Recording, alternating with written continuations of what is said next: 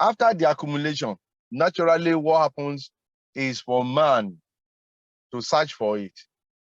And as you must have been taught, especially those of you in geophysics, there are different methods that are required to search for hydrocarbon.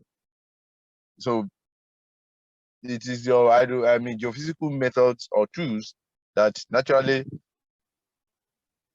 you use to search for your hydrocarbon. Let's assuming now that you have narrowed it down and you have eventually been able to say, okay, this is the area where I have my hydrocarbon.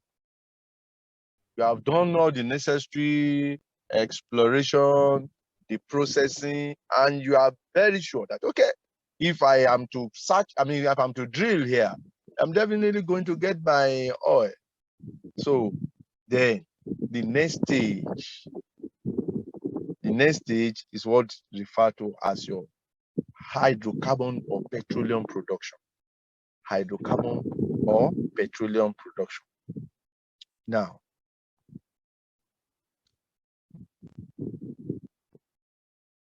producing hydrocarbon requires drilling. Producing hydrocarbon requires drilling. You drill holes to bring out your hydrocarbon. You drill to the depths at which your geophysical search has or searches, as the case may be, would have revealed to you. You say, okay, the structure housing the hydrocarbon can be encountered at 100 meters deep. So you are going to drill to that. So you don't just drill blindly, you are going to be guided by the information gathered from your geophysical processing. So those are the things that we guide you. And do you know that when you drill, the depth to which you terminate, even based on the information from your geophysical processing, is a function of what you are looking for within the reservoir rock. Mind you, I told you that naturally there are three fluids that make up your reservoir. You have water, you have oil, you have gas. So if you are looking for water, definitely you are going to terminate your drilling deeper than when you are searching for oil. You are only going to terminate if you are searching for gas, for instance, at a shallower depth to when you are looking for oil.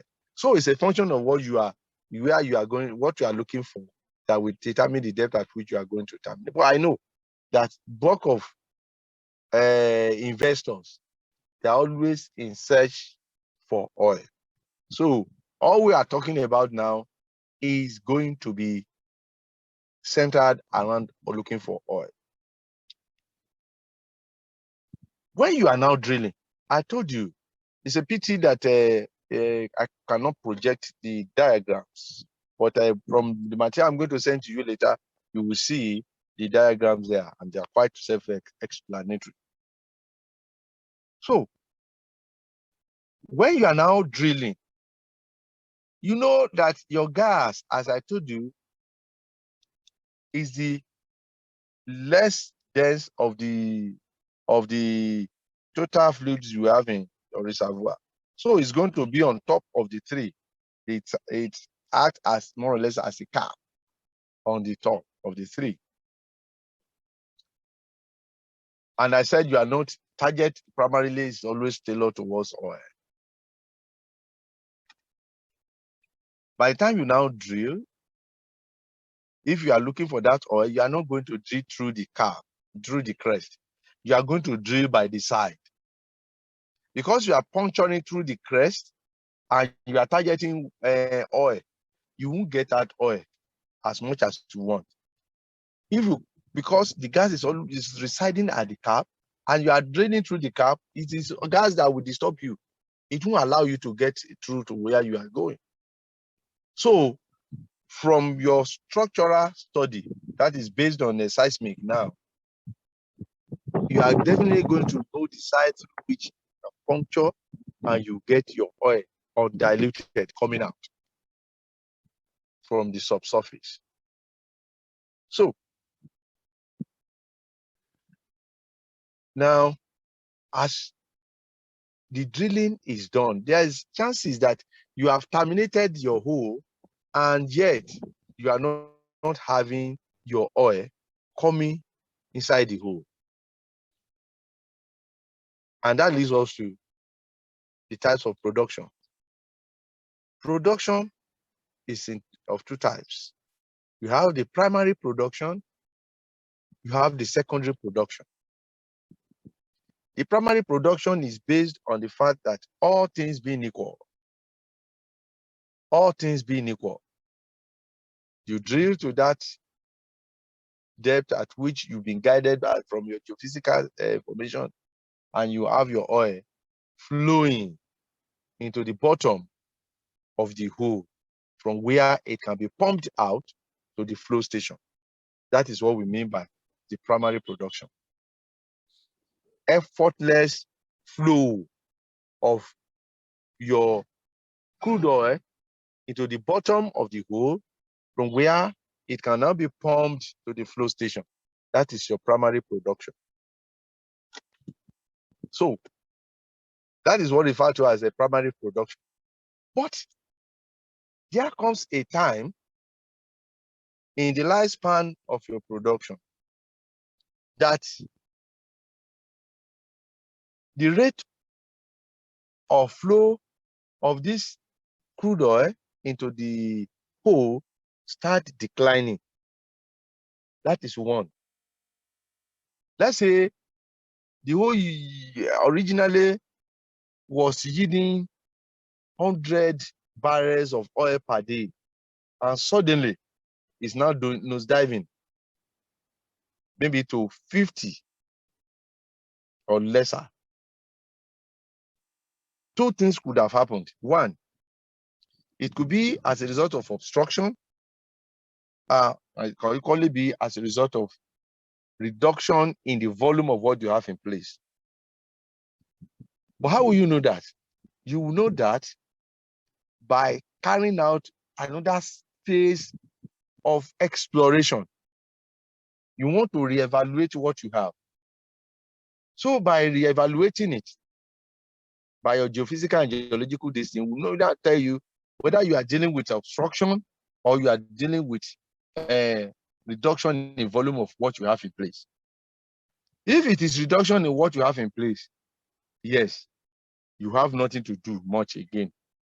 But if it's as though that you still have a lot of things there and it's not coming out.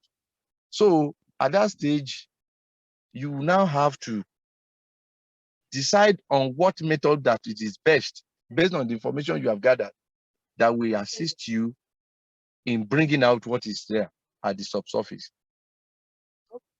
Is that understood?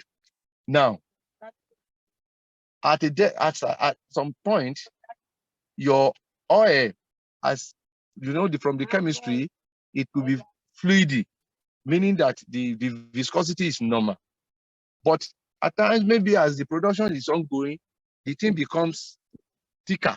That means the viscosity is picking up.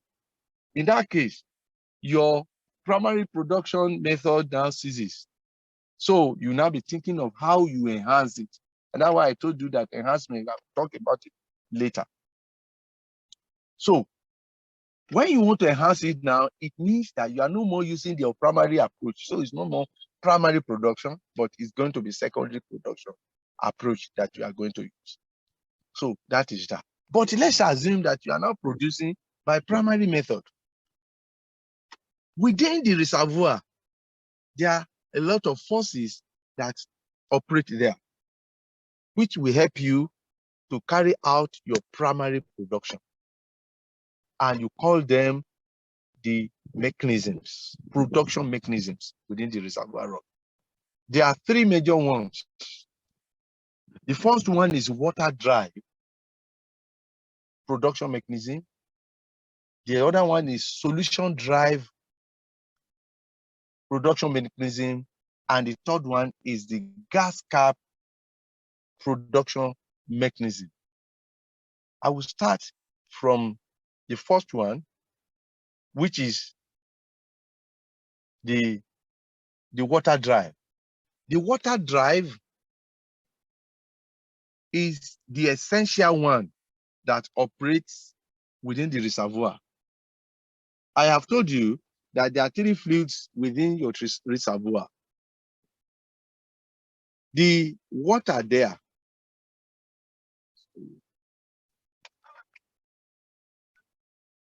is at the base. As you puncture to the horizon where you have your oil, the pressure within the oil, within the reservoir now, we push that oil out into the hole, to the bottom of that hole. And as that happens, you now discover that pressure now reduces. As it's reducing, it forces the water level to rise. As the water level is rising, it's now pushing the oil into the bottom of the hole gradually. Sorry, sir. Yes, I expect that. Sorry, sir. Please, can you come again, sir? Yes, I expect that. Thank you, because it's really technical. Now, I said that if your primary production. Exactly, me too, sir. You said, what did you say? Speak up now. I can't hear. I want to ask the same question to the I don't understand, sir. Yes, I said I understand. I expect you people to say that, and I want to reaffirm it again. Now, I said that, you see, did you people understand up to the point where you have your accumulation? No, sir. Did you understand it up to when you have the accumulation of hydrocarbon? No, sir. That is having your secondary migration now within your hydrocarbon, within your reservoir rock. Yes, sir. So, where man comes in now is to go and tap what has been reserved there. That is it. And we don't just go there. We must have carried out some findings. The first finding, the findings that are required. That's why you have geoscientists now coming to play. Deploying your geophysical tools and geological tools to say, it's not every sedimentary terrain that you can have your oil and gas. True or false? Is it every part of the sedimentary terrain you have your oil and gas accumulated? No, sir. No, sir. No, sir. But you won't know the exact point where you have it unless you search for it. So, and that is what you can use is your geophysical tools as well as geological tools. So let's say you have deployed them now, you have done the processing perfectly well, and then you have been able to, isolate where you have your oil and gas accumulated. I now say that the next stage of what you do is to bring it out of the soil from the ground. And the method of bringing it out of the ground is referred to as your production. Petroleum or oil and gas production or hydrocarbon production. And I said that the production is of 2 types, primary and secondary. The primary one is when, assuming that all things being equal, you drill to a depth, the depth which your geophysical information you got from the processing has directed you, and then the oil is just coming out into the bottom of your hole, and then you can pump it into the flow station. That is your primary production. And I said that the secondary production now happens when maybe you are from the geophysical, all your studies, that okay, the total oil in place, and then your oil is yielding your hole is producing at 100 barrels per day. Suddenly now the thing just crashed to maybe 50 barrels per day. That something is wrong. And I said that it could be either of 2 things. One, it could be maybe the volume you have there has gone down, or maybe as a result of obstruction. If it's as a result of depletion in the volume, maybe you are the total oil in place originally was 1,000 barrel, and you are pumped about 800. You don't expect the production rate now to still continue. Do you understand? The force would have reduced. So if that is the case, then you continue with your normal production until a time when there will be nothing to produce again. But if you have done your study and it's telling you that this thing is still much there, but what is now responsible for it is a result of obstruction. And let me tell you, what an example of obstruction you may have, I mentioned earlier, is that the chemistry of the oil could change. It could be a light, a short chain hydrocarbon at the early stage. Maybe as the production is going on, then the thing starts giving you different chemistry of long chain hydrocarbon. In that case, the thing is there. So, and then you want to bring it out, that means you change your approach. And I said the approach you are now adopting is no more primary production technique, but secondary production technique. Do you understand up to that point? Yes, sir. Yes, sir. All right. Okay. Now, talking of the primary production mechanism, which is the first thing we are looking at. I said, within your reservoir rock now, there are forces that must be in place for the oil to move from the reservoir to the bottom of the hole you have drilled. And there are three major forces like that, which you called the driving mechanisms or production mechanism. And that the first one, which is the primary one, is the main one, is called the water drive mechanism.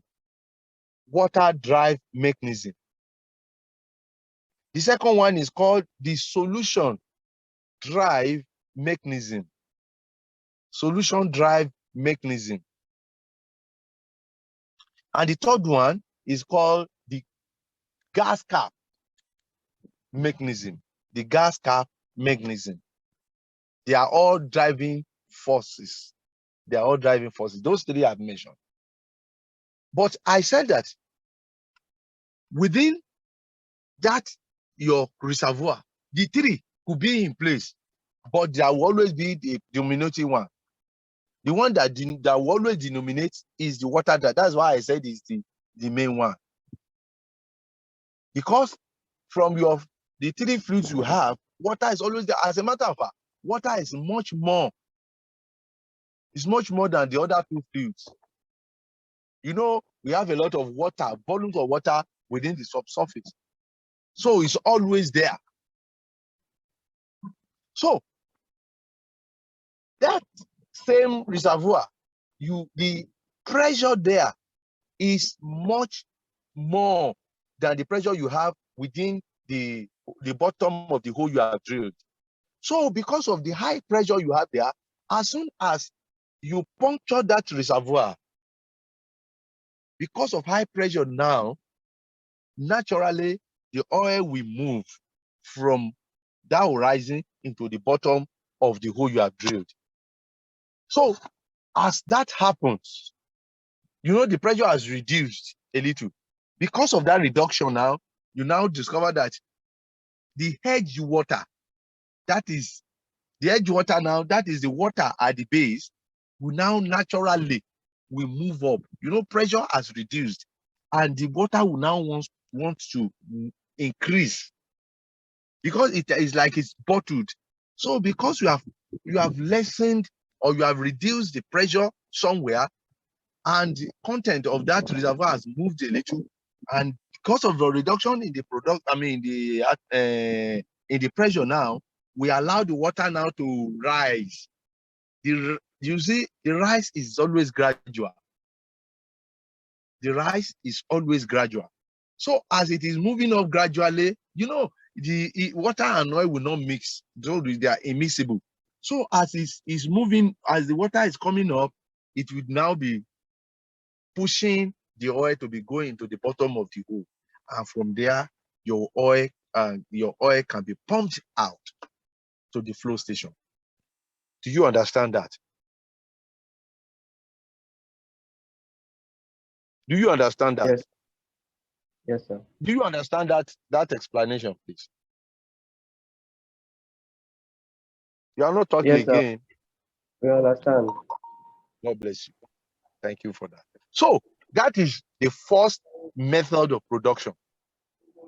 Now, before we go into the other two other driving forces, which are not as important. You want to say something? Yes, sir. Yes. Yes, sir. You said as the water rises, Yes. that the hydrocarbon will be pushed to the hole. So, Yes. sorry, which hole, sir? I said you would have drilled a hole. That's your production hole. Okay, sir. You understand now? Yes, sir. You want to bring out the oil, so you would have drilled hole there. But it's not automatic as you drill your hole that you start bringing out the oil. All those conditions must be favorable. Okay, sir. Uh-huh. Thank you, sir. So do I continue? Yes, sir. So I now said that, you see, in the process of your drilling, you know that there are three fluids there again: the water, the oil, and the gas. Between the gas and water, you have what you call the water-oil contact. Then between the water and the oil again, you have what you call the water-oil contact. You've heard of those ones terms before. Yes, sir. All right.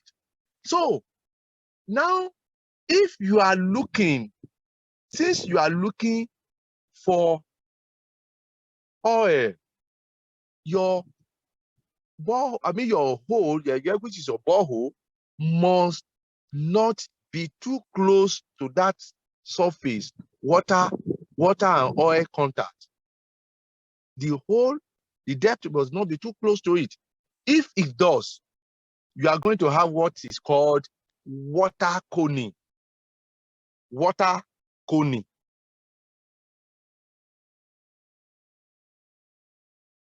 Water coning. The coning is C-O-N-N-I-N-G.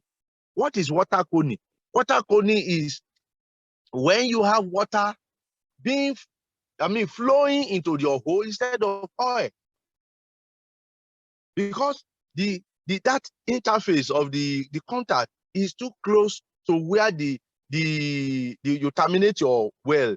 And because of that, as the water is coming up, instead of oil now to be moving in there, it's water that will be moving in. So you call that one water coning. And again, sir, please, can you come again? All right. I said, okay, the three fluids you have within your reservoir, they have contacts. The contact between your oil and your gas and oil is called the oil gas contact. And the contact between your oil and water is called the water oil contact. You understand? It is an interface. So when you are now drilling, you will be guided. That is the area where geophysics comes in. You must have been told the depth at which you have those contacts. So that you must not terminate any of your hole close to the contact. If it is terminated close to the contact, your production will be very little before you start producing something you don't need. You understand now? So if it is close to water oil contact, instead of you having oil now, you'll be producing water. And that is what you call the water coning. If you terminate your hole too close to the oil and the gas and oil contact, instead of having your oil, you will now be producing gas, and you cause that one gas coning. Do you understand now? Class, do you understand that explanation? Yes, sir. Thank you, sir. All right. So that is that. Now we have talked about the first production method, which is the major driving force, the water production technique. The second one, which is your solution drive, or let me just say the gas cap drive. The gas cap drive. You know, again, Gas is on top of your oil, followed by oil, then you have water. You see, I told you earlier that as that hole is bored, the pressure within your reservoir will reduce. And because of that, water will rise, pushing your oil into the hole. A situation where the water ceases as the driving production mechanism, another one will take over. The one that takes over now is the gas cap. Gas, you will agree with me that the gas expands, true or false? Gas expands, true or false? True, sir. Gas expands, yes. So because of that now, because of the expansion of gas, as the pressure reduces, you know what happens, and water driving for driving mechanism as ceased from operating. The gas now will expand. The gas that is on top will expand. Because of that expansion, it will now presses the oil down. You understand? You know it's on top of oil. Because of the expansion, it expands and then presses the oil down. And because of that pressure now, the oil now will be flowing into the pool. That is what you call the gas cap driving mechanism. Do you understand that? Please, sir. Eh? Sir, can you come again, sir? All right, I would always do that. I said, Thank you, sir. the first question I asked you is this: do you believe that oil expands? Yes, sir. Now, just like the water increases in volume, as we said earlier, when the pressure decreases due to the burning of your hole there, the same thing applies, because the three driving forces may not be working together at the same time. Principally, water driving mechanism is what dominates, is what that operates. But where it ceases, other driving forces will take over. The next that will always be a backup is the gas cap. So when the pressure now reduces, oil will, because they are locked up within that chamber, that reservoir chamber. They are locked up there. But because you have gone there to puncture it, the pressure that is existing there will now reduce. Because of that reduction, you now have the gas being able to expand. So the expansion of gas now will press the oil that is underneath, will press it down. So pressing it down now will force it to flow into the production hole. Do you understand? Okay, sir. Is that understood? Yes, sir. All right. That Thank you, is sir. that. Okay, thank you. The last one, where water driving mechanism fails and gas cap driving fails, the one that will come into play is called the solution drive. You see, the solution drive is having your gas dissolved in solution. Do you know that gas dissolves in solution? Eh? Yes, sir. Class, you know that some gases will always dissolve in solution. Now, because of the reduction in what happens in the solution drive is this: the gas cap is not, I told you, it is when one fails that the other will take over. The gas cap is not existing there. You understand? The gas cap is not existing. Whether or if it does, the quantity you have there is not enough. So it then tells you that why it is not in existence will possibly be because it has dissolved inside the water, which is the solution there. You can equally have some that will dissolve in the oil. We call them associated or associated gas. Now, as that pressure falls, you know the ones that are in solution now, they will come out of solution. Those gas will now, you'll be seeing them as bubbles coming out.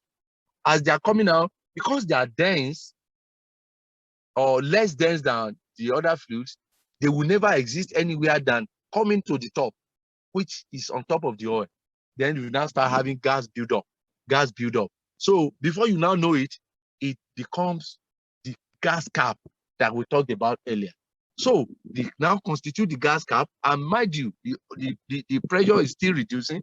And as it's reducing, the gas now that has come out of solution will now start expanding. As it is expanding again, it is now forcing the oil that is underneath to be flowing into the production hole.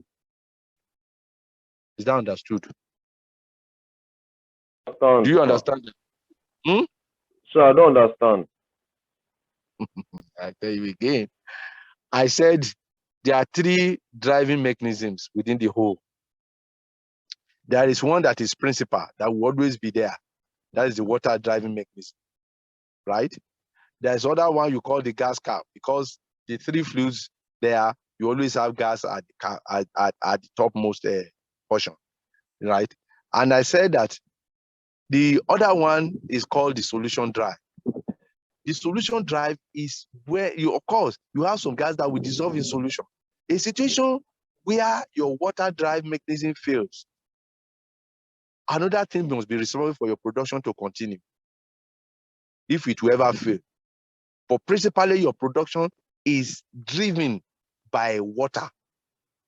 But a situation where maybe by whatever reason is not in place, gas cap will take over.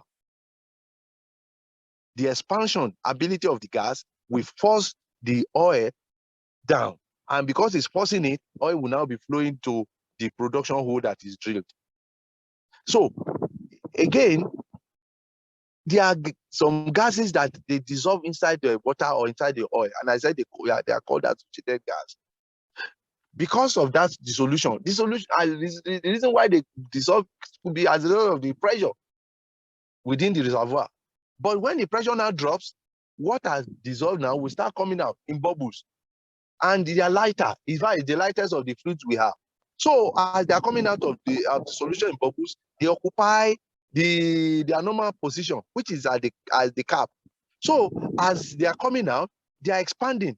And as they are expanding, they are forcing the oil back, to flow into the production hole.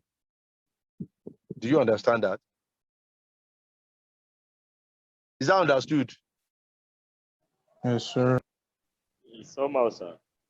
Don't worry. It's always like that. When you read it now, but it's a very simple technique, honestly. But Okay. by the time you read, it's only that if I were to be if we were to be seeing one another, if it were to be an outside discussion now, I'm sure it wouldn't have taken this long. But I will send the materials to you by the end of the day. Okay, sir. Expecting this, sir. All right. So any question, please?